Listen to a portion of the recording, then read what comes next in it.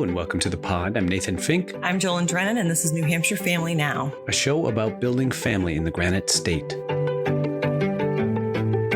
Today on the show, Joelyn rakes my office, we go help seeking, and I interview a grandmother, a great-grandmother, and great-aunt who find solace in talking about the children in their care. New Hampshire Family Now is brought to you by the New Hampshire Charitable Foundation. Since 1962, the Charitable Foundation has worked hand-in-hand with generous and visionary citizens to maximize the power of giving and support, collaborate, and lead innovative initiatives. Initiatives like New Hampshire Tomorrow, which is focused on making sure children and families have access to education, healthcare, and career pathways to ensure every family member thrives. To learn more about New Hampshire Charitable Foundation and all their initiatives, go to www.nhcf.org. This podcast was also brought to you by Family Support New Hampshire. Family Support New Hampshire is NH's coalition of family resource centers and family strengthening programs that exist to ensure Granite State families have access to resources so both caregivers and children can succeed. Because supported families are strong families. To find a family resource center near you, visit www.fsnh.org. Hello and welcome to the show. Joelyn's back in studio, which means anything can happen. Joelyn, welcome back. I wouldn't call this a studio. I feel like I could get a leaf rake and just come in here and rake the floor. Yeah, I mean, I thought it was going to be more hurtful than that. Not to move us along, but later on in the podcast, I interview 3 kinship caregivers, and it's absolutely fantastic. But I know that in your life, you've also been in a kinship relationship. So I was curious about that. It's just it's inherent. It's, a family member needs support and, you just provide it. Like, that's just like this automatic, well, what can I do to help? And you just step in and do it. So kinship care is kind of inherent in most families that when a child is being either raised, full-time raised and cared for by either a grandparent, another extended family member, maybe an aunt and uncle, or a really close family friend. And, in the absence of a parent, and I think that happens pretty naturally. It's just, it's an arrangement that when a child is, in need of care and the parents are not able to provide that kind of care, it's just a natural affinity to just step up and step in and take the child on. And I have, personal experience with that. My parents were kinship caregivers to my 3 nieces and nephews. And since I was 22, at least one of those 3 has rotated in and out of my house for the last 20 years. And I imagine in that there must be some sort of aversion, though, to help seeking, because we spend so much time trying to seem a certain way and be another way, if that makes sense. Absolutely. When my parents had taken in my nieces and nephews, they would not ask for help. Like, they were just like, this is what we're doing. And we're just going to, I'm drowning, hand me a baby. And that's like, we're going to do it anyway. That is literally both of my son's birth stories.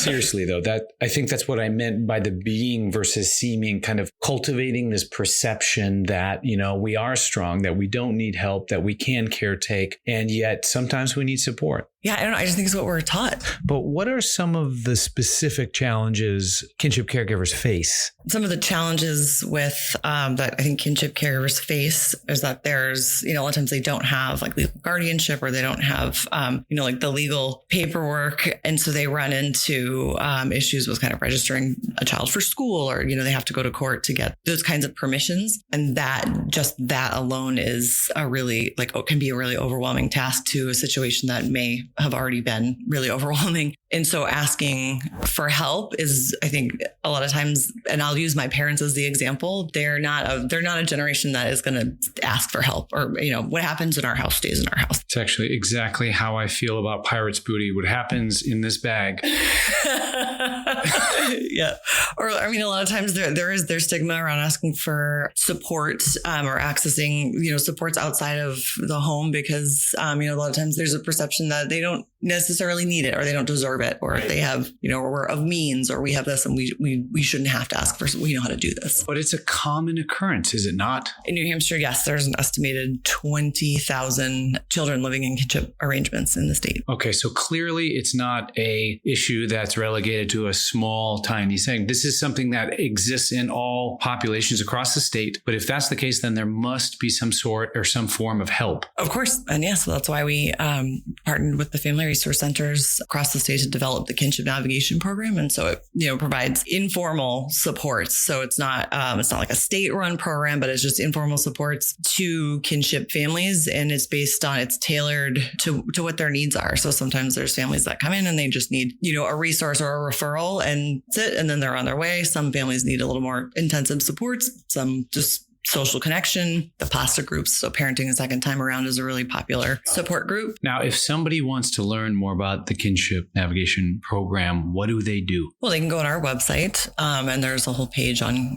the Kinship program. So that's NewHampshireChildren'sTrust.org. So they can learn about the program there. They can learn about the program on Family Support New Hampshire, another website that has the information, and they can contact our local Family Resource Center because there are kinship programs in Family Resource Centers throughout the state. Awesome. Thank you so much for coming on. It's good to see you as always. Thanks. To learn more about the Kinship Navigation Program, go to nhchildrenstrust.org/kinship. Oh, and before I forget, Giving Tuesday is November 30th, a global movement that inspires hundreds of millions of people to give each year, collaborate, and celebrate generosity. This year, please consider a gift to New Hampshire Children's Trust and help us strengthen families across the Granite State, preventing child abuse and neglect. To give, visit nhchildrenstrust.org/Giving Tuesday. And when we come back, I interview 3 heroes of mine, Pricilla, Terry, and Kelley, about raising great-grandchildren, grandchildren, and great-nieces and nephews. Don't go anywhere. Today's show was also brought to you by the Children's Hospital at Dartmouth-Hitchcock and the Child Advocacy and Protection Program, a multidisciplinary program with the Children's Hospital established to evaluate and provide integrative care to suspected victims of child maltreatment. Together, a team of physicians, advanced practice registered nurses, social workers, nurses, and child life specialists work to provide consultation and evaluations of children who are suspected victims of abuse, so to serve in the best interest of children and families at multiple levels of prevention. For more information about Children's Hospital at Dartmouth-Hitchcock and the Child Advocacy Protection Program, visit www.chadkids.org/child-advocacy. New Hampshire Family Now is a proud participant in the Your Voice campaign. Together, the Parent Information Center, New Hampshire Family Voices, and New Hampshire Children's Trust have launched a statewide campaign dedicated to celebrating the critical role family voice plays in shaping services and systems throughout the Granite State. Because questions families ask and the information they share often makes a difference in understanding a diagnosis, building an effective treatment plan, and informing the services they use every day. To learn more about the campaign, go to nhchildrenstrust.org/yourvoice or picnh.org/yourvoice. Today on the show, I have the distinct pleasure of welcoming a few members of a group that meets at the Family Center of Greater Seacoast Community Health to discuss a range of issues relating to caretaking grandchildren and, if I'm not mistaken, great-grandchildren. I'm thrilled to have with me Pricilla, Terry, and Kelley. Hello and welcome to the show. Hi. Good morning. It might be best to start off with a description of your group. How would you describe this group to somebody who hasn't attended? It's a group of grandparents, great-grandparent people raising grandchildren to discuss anything that you might want a little bit of help with, support in what might be going on in your own life, maybe with your own children, issues on ages and stages with how to raise these little kids. But the important thing for me is there's no judgment. It's a really free space to just be able to talk with someone that's going through a similar experience that you are and share your ideas and be able to take from them. Really, there's 2 pieces of it for me. Well, probably more, but there's the practical stuff.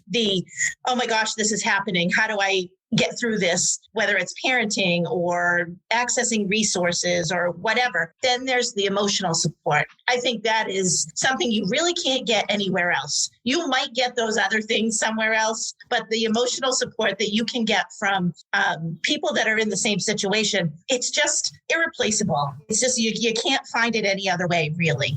Oh, yes. And I found this has been a great thing for me, not only to get help with solutions for child development and discipline, but it's a place where I can go and tell my problems with the children too, and get some advice on what to do and how to do it, because there's nobody to talk to. And this has been great for airing any children problems or great-grandmother problem. I think this is great. You point out a lot of practical things, navigating resources, thinking about things like legal issues or how it might intersect with some other type of issue that you're confronting, including development. But then there's this whole other side of the emotional support, which Kelley, you so astutely brought in. It just gives you a place to park your emotional state. What do you mean specifically about how that feels emotionally? When I leave these meetings, I feel like there's been a weight lifted off my shoulders. I just feel almost like, whoo, euphoric.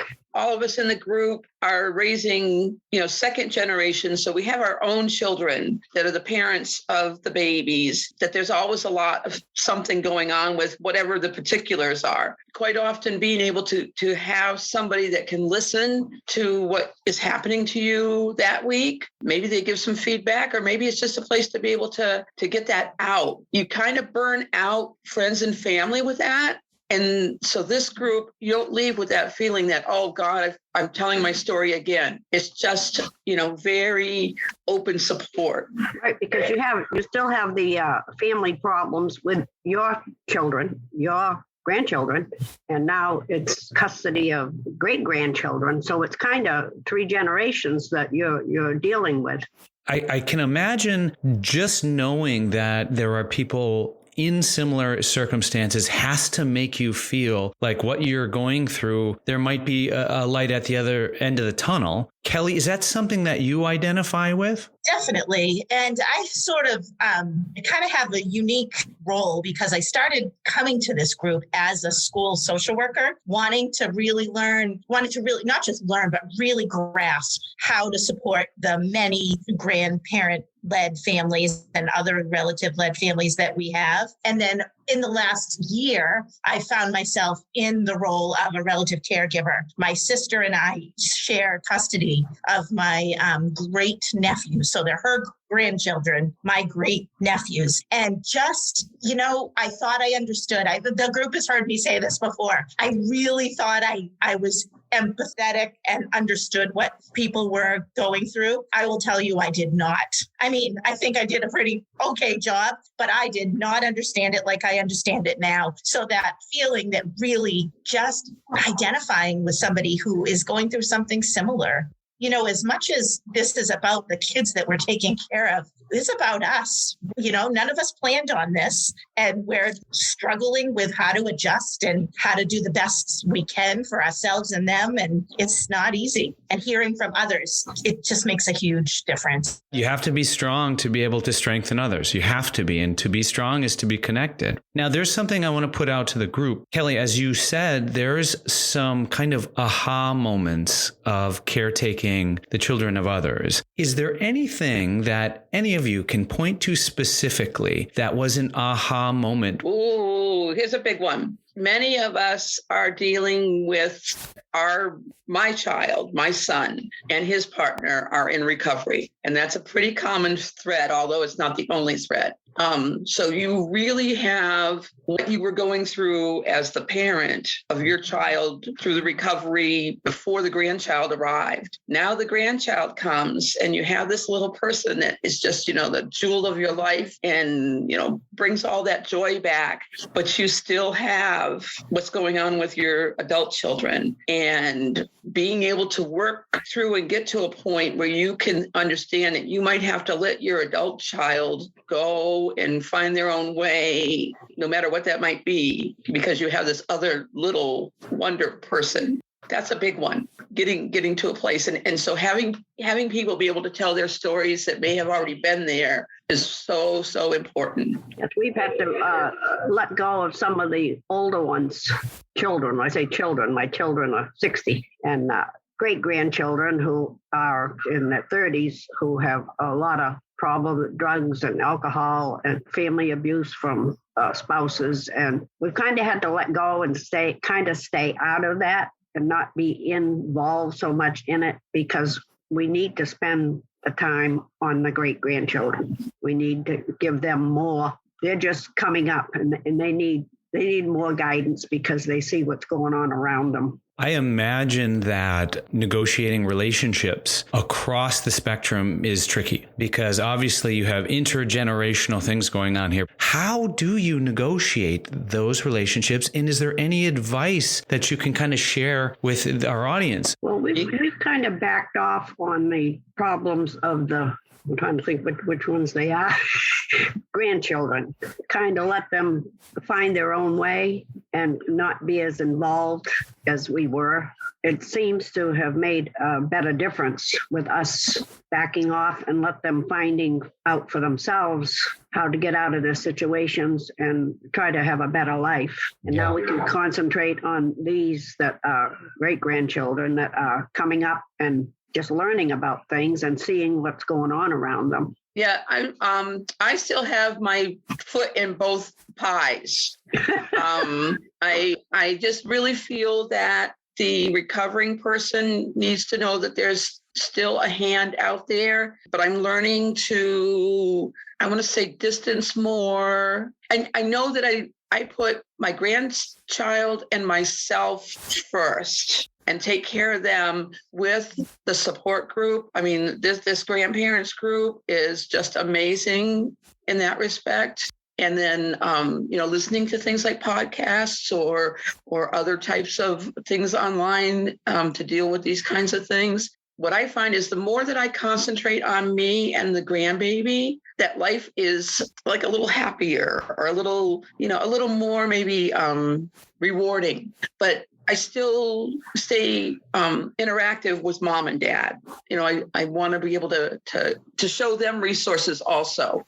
Baby first, you second, or maybe you first. You know how they tell you have to put your oxygen mask on first on the plane? You got to be in a good place to take care of the grandbaby. And then after you take care of the grandbaby, maybe there's a little bit left for mom and dad. It's like in a plane. I've never had an oxygen mask drop, but I know when that drink cart comes, I definitely get mine on first. So I'm curious, Kelley, if there is anything in the relationship aspect that was an aha moment for you, because you said you thought you knew, but now you've got scheduling, now you've got this, you've got that. Is there anything that you kind of, now that you're in it, were like, oh, right? For me, it's a little bit different because the children that we're caring for, their parents have both died. So we're not negotiating those relationships. We've got the grief and the kids grieving and all those challenges. But as far as the practical sort of navigating those relationships, we're not having to have those challenges. Now, I can only imagine that with a group like this, welcoming somebody new to the group might become the focus of that particular session, to give them space to tell their stories, in many cases for the first time. And I'm curious to know what it's like for you as people who've been in the group, who have told your story many times over and over. What is that like for you in your experience? For me, it helps me put in check that my story is the worst story. When people first come in, it's usually kind of in a crisis place and they've got a lot to talk about. And it helps you remember that we're all in this together. And maybe you're being successful at what you're doing because your story is not the worst anymore. Right. You feel like you're alone in this and that you're the only one going through what you're going through. And then you hear these other stories and it takes some of the load off you. And you feel so bad for the other person that it all comes into view. I wonder if it kicks you into kind of a different gear because all of a sudden you're coming in with this lens that this is my experience. This is what I'm going through. Then you hear it. And inevitably the caretaker that is the people we are, our humanity kind of rises out and it changes the lens of it a little bit. Do you find that to be the experience? I don't think I have it so bad when I hear other stories that there are people that are worse off and dealing with more than I ever have. It just kind of puts you in perspective that there are people out there that are suffering also. You picked a good day for this podcast because the kids are all home. home. They've all got friends over. I think this is so interesting because the way that we kind of respond to what others are going through, let's say you're on the highway and you see a car accident, right? You're not slowing down to see what has happened to others. I think you're slowing down to see that people are okay, which is a different kind of viewpoint. And so, as a parent of young children myself, when I hear the word self-care, the first time I hear it, it's kind of silly, like I think to myself, yeah, I laugh and I say, oh, self-care, what's that? And then there always comes a point where I, in earnest, stop and think, wait a minute, what is that? So when I say self-care to you, what does it mean? It means doing things that are good for me, that kind of fill my bucket, as Patrice likes to say. But it also means setting boundaries and not doing things, not that maybe are bad for me, but that in the moment might not be the best for me. And really, it's mostly setting those boundaries with myself, because I don't feel like I'm being asked to do too much. I feel like I'm expecting myself to do too much, and I need to be able to, without agonizing over it, say, you know what? I'm not gonna. Last night I got a phone call at, I don't know what time it was, but I was already settled down. And I thought, you know what? If it's something important, they'll leave me a voicemail. And I didn't answer it. And that's what self-care means to me. For me, it's giving myself permission to make my own decisions. That might be something that has to do something for me, like sending the grandbaby to a sitter and I get, a couple hours off. It could mean helping the mom and dad. And other people would maybe not agree with that. But as long as I'm making the decision for myself, that makes me feel like I'm in power of my life. And that really, re-energizes me.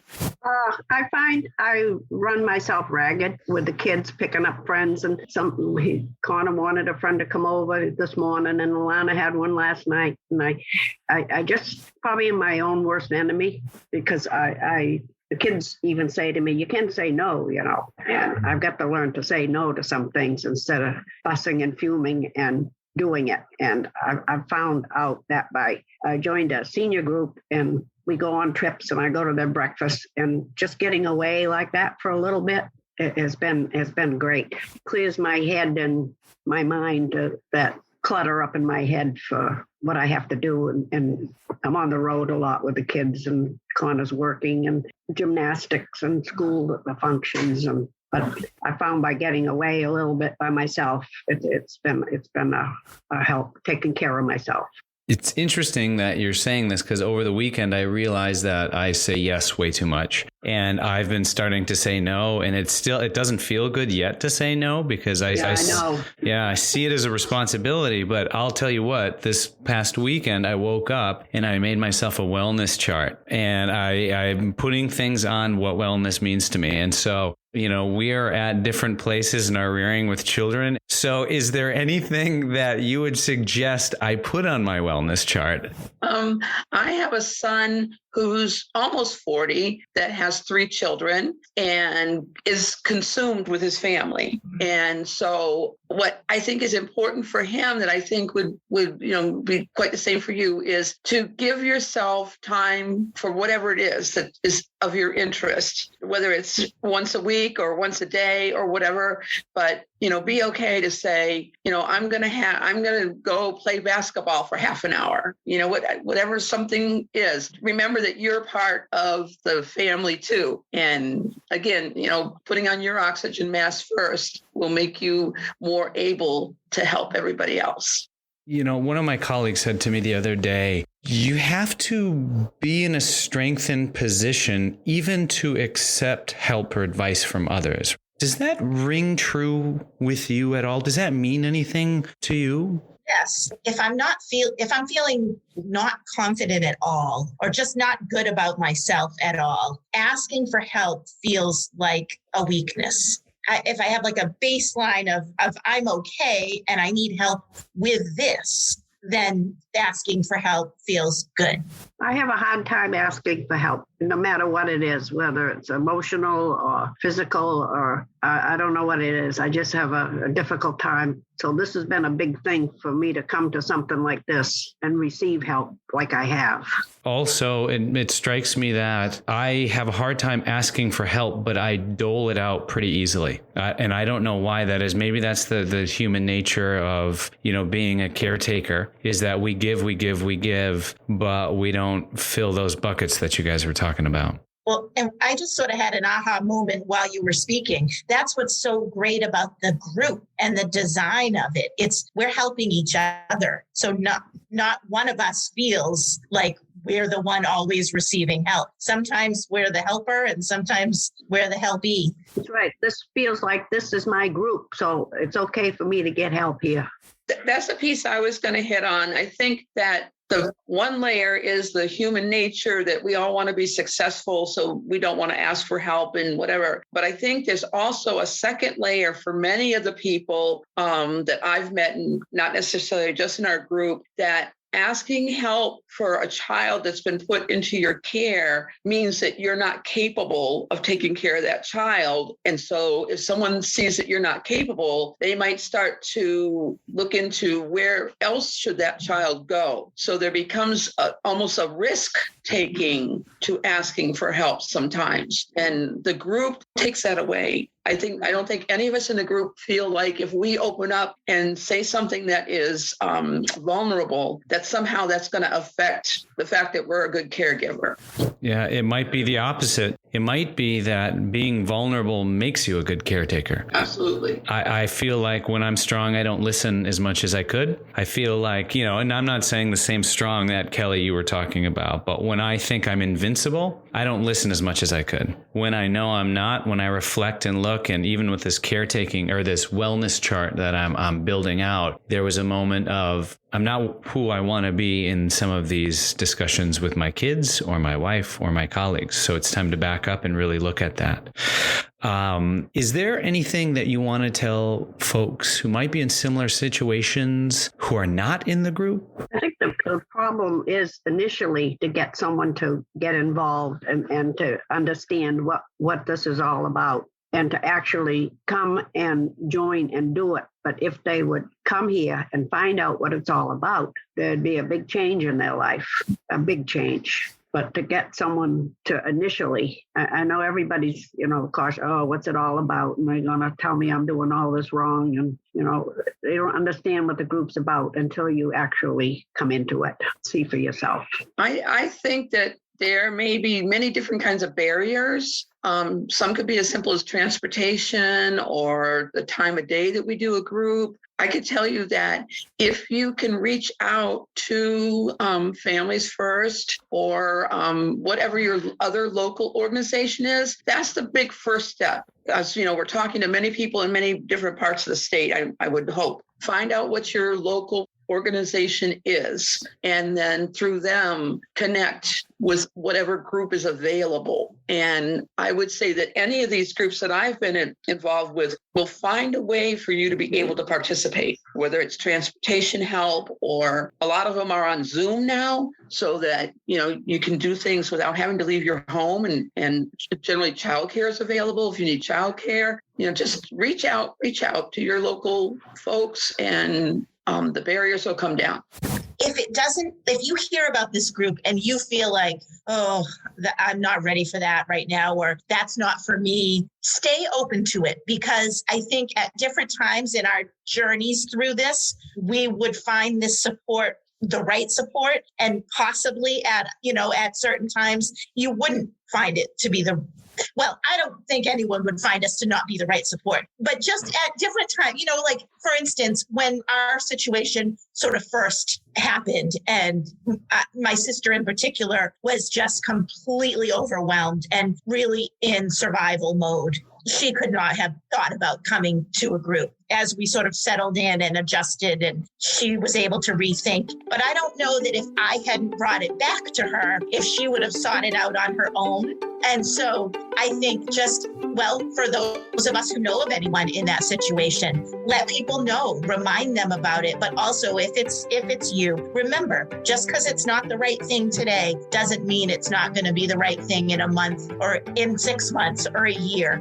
Stay open to it. Well, I have to say, even though this is on Zoom, I'm feeling like if you are accepting applications for a 40-something balding male, Pricilla, Terry, Kelley, this has been incredible. And I just want to thank you so much for being with me today, for speaking your truth. What a wonderful conversation. And I absolutely applaud you for helping your family, those in your life, and your community. So thank you for joining us today. Thank you. Thank you. Nice to meet you. To learn more about the Family Center at Greater Seacoast Community Health, visit www.familiesfirstseacoast.org. Many thanks to New Hampshire's Office of Social and Emotional Wellness for sponsoring this podcast. Started within New Hampshire's Department of Education, the Office of Social and Emotional Wellness consolidates policy development and implements projects and programs that are focused on health and wellness with an emphasis on behavioral health of all students, youth, and families. To learn more about the Department of Education and its many programs and approaches, visit www.education.nh.gov.